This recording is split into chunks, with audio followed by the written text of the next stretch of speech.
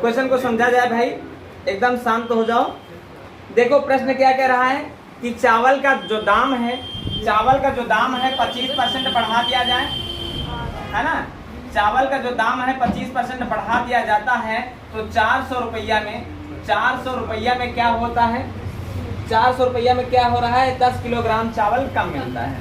10 kilogram भाई देखो, चावल का दाम हो या किसी का दाम बढ़ाओगे तो वस्तु कम मिलेगी भाई। दाम ज्यादा होगा तो वस्तु हम कम खरीद पाएंगे, और अगर दाम कम होगा तो वस्तु हम ज्यादा खरीद पाएंगे।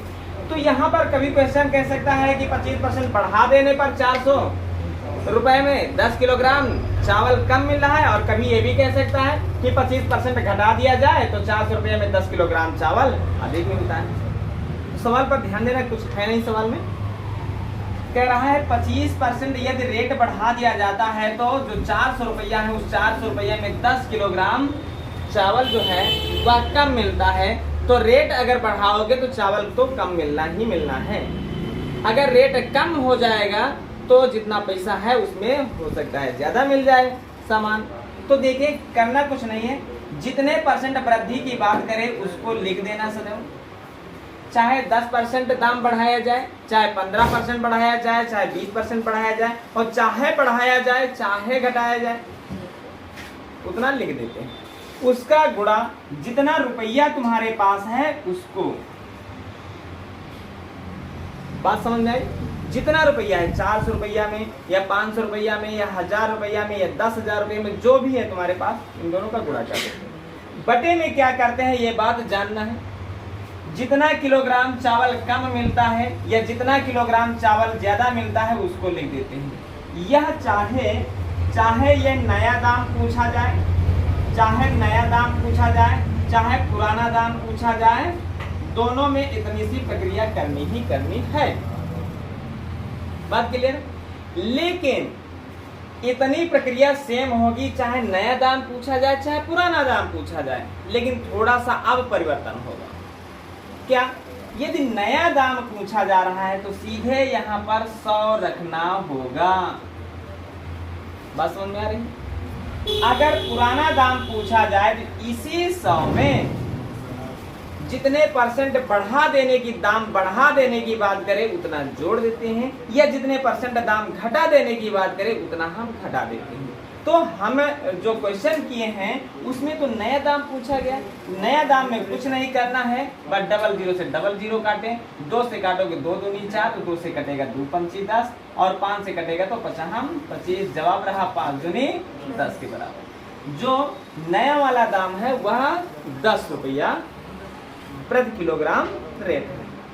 पुराना वाला दाम भाई ये तो 25% जब बढ़ा है तो ये रेट बना है। पुराना वाला दाम चाहो तो यहीं से निकाल लो, चाहो तो यहीं से निकाल सकते हो। क्यों? क्योंकि ये जो 10 रुपया है, 10 रुपया क्या है, 10 रुपया 25% जब बढ़ा दाम है तब, तो इसका मतलब ये 125 के बराबर है। पुराना वाला दाम सदैव 100% यहाँ पर कर देते हैं। देखें 25 स्वयं 25 पंजे 125, 25 चौके 100, और 5 से काटोगे 5 दूनी 10, तो जवाब रहा 4 दूनी 8 के बराबर। यह दूसरा फार्मूला हम बता रहे हैं। दूसरा फार्मूला क्या है? फार्मूला ये है कि जितना परसेंट बढ़ाने की बात करें उसका गुणा जितना रुपया है उससे कर देते हैं, बटे में सदैव जितना किलोग्राम कम या ज्यादा की बात करें उतना। नया दाम है तो गुणे में 100 कर देते हैं, पुराना है तो कह रहा है 100 में वृद्धि हुई है, दाम में वृद्धि हुई है तो जोड़ के रखे, दाम में कमी हुई है तो घटा के रखे। यहाँ पर वृद्धि हुई है माने 125 रख देते हैं। इस 0 से ये 0 कटा, 25 से काटोगे 25 पंचे 125, इस 5 से काटोगे तो 55 है 40, जवाब रहा है 8 के बराबर। तो नया दाम तुम्हारा 10 का निकला है और पुराना दाम तुम्हारा 8 का निकला है। बात क्लियर हुई? और ये दोनों दाम ज्यादातर एग्जाम में पूछे जाते हैं। बात समझ में आई? नए दाम के लिए केवल 100 और पुराने दाम के लिए प्रतिशत वृद्धि है तो जोड़ के 100 में, और कमी है तो घटा के 100 में। बस इतना सा फार्मूला है। चले अगला प्रश्न हल करते हैं। क्या हुआ? चलो देखो प्रश्न को समझो। कह रहा है मैदा का जो रेट है वो 10% महंगा हो गया। हमने कहा जितना परसेंट महंगा हो जाए जितना परसेंट महंगा हो जाए उसका गुणा सदैव रुपया से करना। तुम जब खरीदने गए तो तुम्हारे पास रुपया कितने थे, तो 10% जब महंगा हो गया तो पैसा तो हमारे पास 440 रुपया ही है। पैसा 440 रुपया दुगुने में 440 बटे में कहे कितना मैदा कम मिलता है या कितना मैदा ज्यादा मिलता है। जब रेट बढ़ेगा तो मैदा कम मिलेगा और जब रेट घटेगा तो मैदा ज्यादा मिलेगा। तो यहाँ पर कह रहा है 2 किलोग्राम कम मिलता है तो बटे 2। अब देखो पुराना कहे तो जोड़ के है ना, नया कहे तो सीधे 100। यहाँ पर पुराने भाव की बात की गई है लेकिन किसमें जोड़ना है, 100 में जोड़ना है। किसको जोड़ना है, जितना परसेंट रेट बढ़ाया गया है। तो 100 में जैसे ही 10 जोड़ोगे हो जाएगा क्या 110 है ना। 110 चौके क्लियर हो गया और 2 से काटोगे तो 2 दूनी 4 हुआ तो जवाब रहा 20 दूनी और नहीं 10 दूनी 20 के बराबर। ये तुम्हारा कौन सा रेट है, पुराना वाला रेट है। ज्यादा कठिन क्वेश्चन नहीं है, ये बात जाने रहना। और कठिन क्वेश्चन नहीं है तो इसका मतलब है कि एक और सवाल करा दिया जाए, इसके बाद अगला टाइप शुरू कर दिया जाए ना। क्या हुआ, हाँ वही है। देखो प्रश्न पर ध्यान दिया जाए। कह रहा है कोई सामान है उसकी कीमत 20% घट गई, यही तो कह रहा है। तो हमने कहा जितना परसेंट घट जाए या जितना परसेंट बढ़ जाए उसको सीधे लिख देते हैं। तो 20% भाई घट गया तो 20 गुणे है ना। कह रहा है उसके पास कितना रुपया है, कितने रुपया में खरीदने गया है, कह रहा है 240 रुपया। 240 रुपया में 6 किलोग्राम सामान जो है कि कम मिलती है ना, नहीं अधिक मिलती है ना, अधिक मिलता भाई। रेट जो दाम जो है घटेगा तो सामान ज्यादा मिलेगी है ना।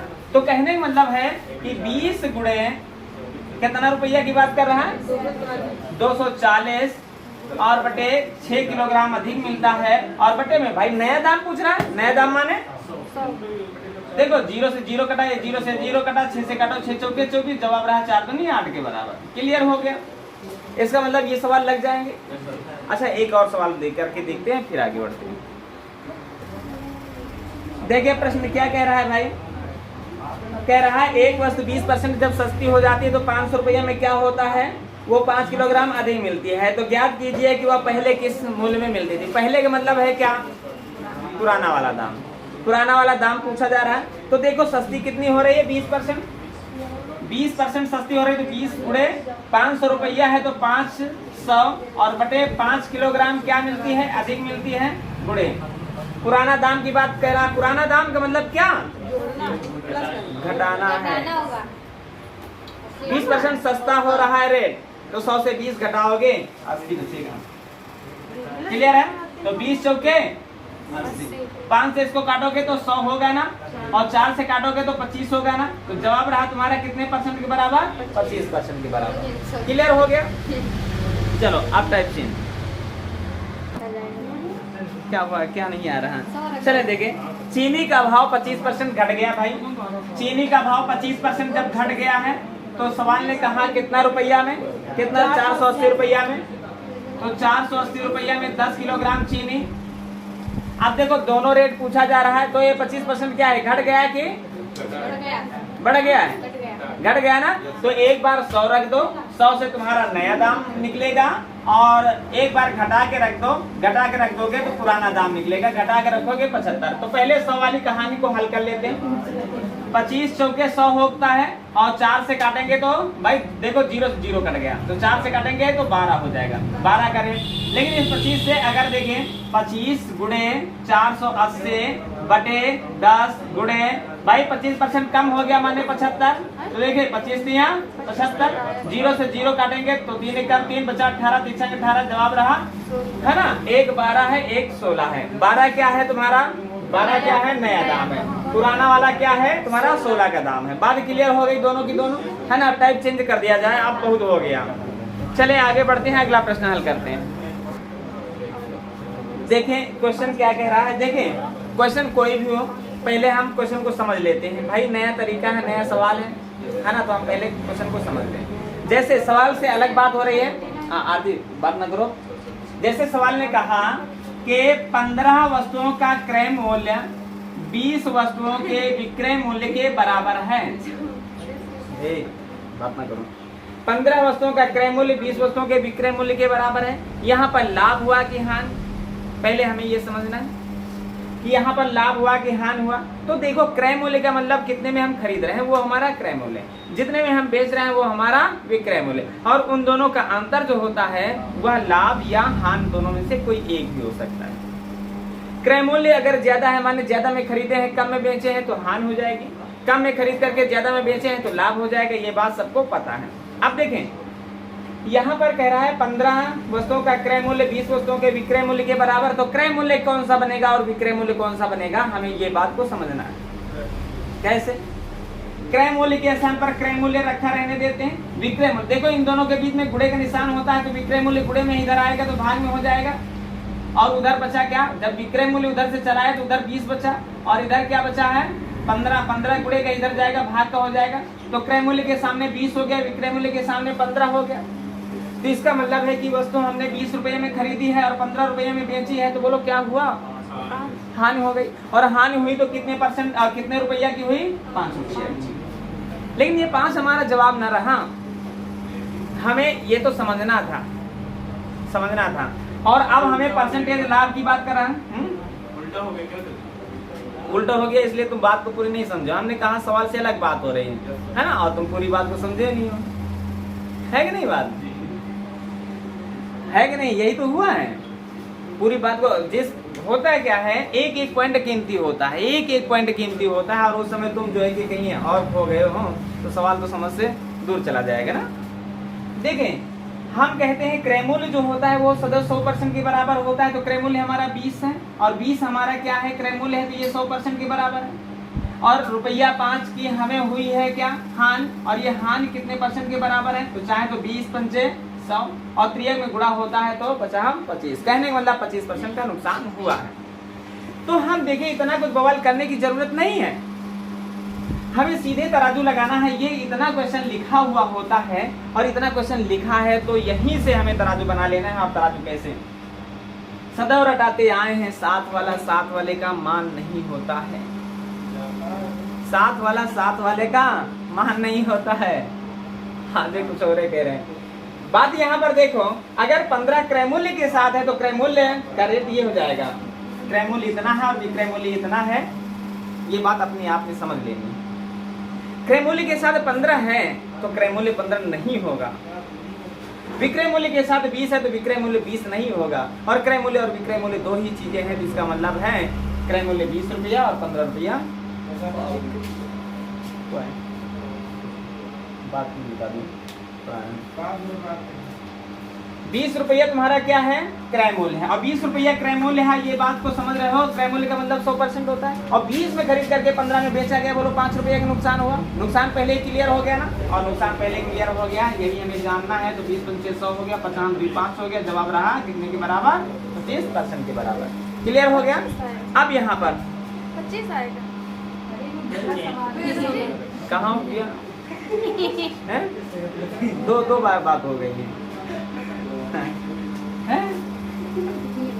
अब देखो अब क्वेश्चन क्या कह रहा है, क्वेश्चन क्या कह रहा है, अब ये बात जानो। अब यहाँ पर कह रहा है जितने रुपया में 20 वस्तुएं खरीदा माने क्रय मूल्य, यही तो बात कह रहा है इस प्रश्न में। जितने रुपया में 20 कल में खरीदा, इसका मतलब 20 क्या है तुम्हारा क्रय। क्रय निर्धारित नहीं है, ऐसे लिखा है 20 वस्तुओं का क्रय मूल्य, कह रहा है 15 रुपया में बेचने के बराबर है, अर्थात 15 वस्तुओं के विक्रय मूल्य के बराबर है। क्वेश्चन ने ये कहा है, ये कहा है ना। अगर ये कहा है तो तुम समझो खुद कि क्रय मूल्य है क्या, 20 है कि 15 क्रय मूल्य है, और 15 क्रय मूल्य है तो क्रय मूल्य सदैव 100% के बराबर होता है, ये भी बात पता है। और 15 में खरीद करके 20 में बेचे तो लाभ होगा, कितने का लाभ होगा, 5 रुपया का लाभ होगा, 5 रुपया का, 5 को रख देते हैं, जवाब तुम्हें मिल जाएगा 5 3 15। और 100 को कभी भी 3 से भाग के हो, हजारों बार ऐसा सामने आया होगा नजारा कि 33 सही 1/3 तुम्हारा जवाब रहा। और यह जवाब तुम्हें दो जगह मिलेगा, एक 33 सही 1/3% हानि, एक मिलेगा 33 सही 1/3% का लाभ। तो तुम्हें लाभ में टिक करना है, ये लाभ ही हुआ है। बात क्लियर हुई। चले अगला प्रश्न हम करते हैं। हाँ चले, सवाल कह रहा है 25 वस्तुओं का, जितने में 25 वस्तुएं क्रय किया माने खरीदा, उतने में 18 वस्तुएं बेच दिया, यही तो कह रहा है। माने 25 वस्तुएं जितने में क्रय किया उतने में 18 वस्तुएं बेच दिया, माने विक्रय किया। यही तो बात है। अब देखो तराजू पर रखते क्या है, बोलो क्रय मूल्य कौन बनेगा? क्रय मूल्य कौन बना भाई? ये क्रय मूल्य बनाना 18 क्रय मूल्य बना दिए, 100% के बराबर है। 18 में खरीद करके 25 में बेचे तो बोलो लाभ हुआ कि हां? लाभ हुआ। कितने रुपये का लाभ हुआ? 7 रुपये का लाभ हुआ। ये कितने परसेंट के बराबर? पहले 2 से काटो, 2 9 18, 2 से काटोगे 50 है। त्रियाग में गुणा होगा तो देखो ये x मानो, x का 9 से गुणा तो 9x बराबर 7 का 50 से गुणा 725 350। क्लियर है? अब 9 गुणे का इधर जाएगा, भाग का होगा, कितना होगा?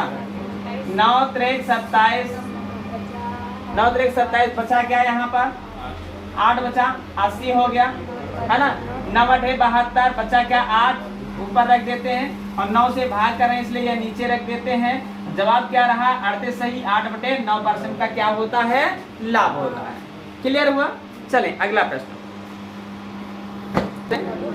देखें। प्रश्न क्या कह रहा भाई? रहम कुछ संतरे इस तरह से खरीदार बेचता है। तुम लोग बात नहीं करना बंद करोगे ना? देखो आवाज ना जाती है ना पीछे तक। इस तरह से खरीदार बेचा कि कह रहा है 40 संतरों का क्रय मूल्य, क्या कह रहा है? 40 संतरों का क्रय मूल्य 50 संतरों के विक्रय मूल्य के बराबर है। ये तो कह रहा है 40 संतरों का क्रय मूल्य जो है वह 50 संतरों के विक्रय मूल्य के बराबर है। तो तराजू पर लगाते हैं, बोलो क्रय मूल्य कौन बना? हमने कहा 7 वाले का मान नहीं होता तो ये इसका मान होगा। 50 का खरीदा हमने, खरीदा माने 100%, और 50 का खरीदा 40 का बेचा है। 50 का खरीदा 40 का बेचा, बोलो क्या होगा? 10 रुपया की हानि होगी। और हानि होगी रुपया के नीचे होगा, है ना, परसेंट के नीचे होगा। 0 से 0 कटा, 5 के सामने 100 है, कटेगा तो 20 होगा। जवाब रहा 20% हानि के बराबर। क्वेश्चन लग जाए तो हटा दें इसको। लग जाएंगे? चले अच्छा एक और लगाते हैं। ये कपड़ी ऐसे करके पता नहीं कहीं ऐसे डाल रहे हैं। चले देखें। रहीम ने कुछ अंडों को इस तरह से खरीदा और बेचा।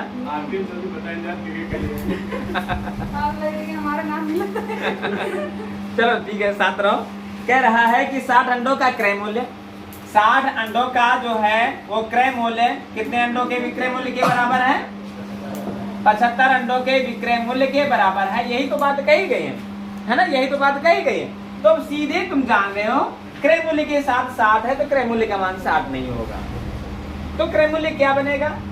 ऐसे हम समझ लेते हैं, जब ऐसा फार्मूला लिखा होता तो माध्य पद का मान माध्य पद वाला ही होता है, बाहर वाला बाहर वाले का मान होता है ना। कहने मतलब है 75 में खरीदा है हमने, तो पहले खरीदे वाले को तराजू पर सेट करो, खरीदे वाले को 100% मान लो। क्लियर? 75 में खरीद करके 60 में बेच रहे हैं तो क्लियर है कि हानि होगी। हानि होगी तो कितने रुपये की होगी? 15 रुपये की, है ना। 15 रुपये तो है और यह कितने परसेंट के बराबर है? तो 15 3 75 के 15 5 75। चलो 5 बार आ गया। 5 से 100 को काट देते हैं तो 5 दूनी 10, 0 का 0। जवाब रहा 20% नुकसान के बराबर, है ना। अब ये सवाल नहीं होने हैं। अब सवाल नंबर है ना थोड़ा कठिन वाला, चलते हैं आगे बढ़ते हैं।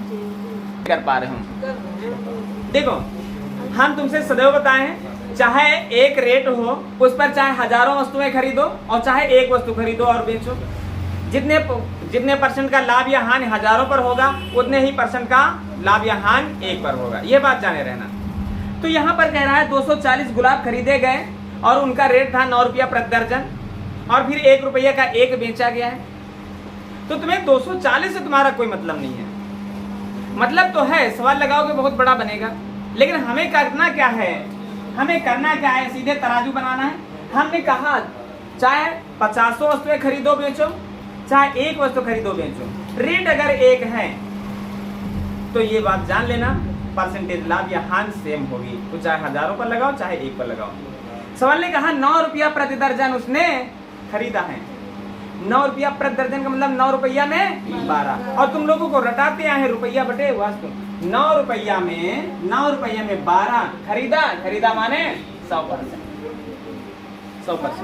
अब सवाल ने कहा पर दर्जन बोले ना तो 1200 आ गया।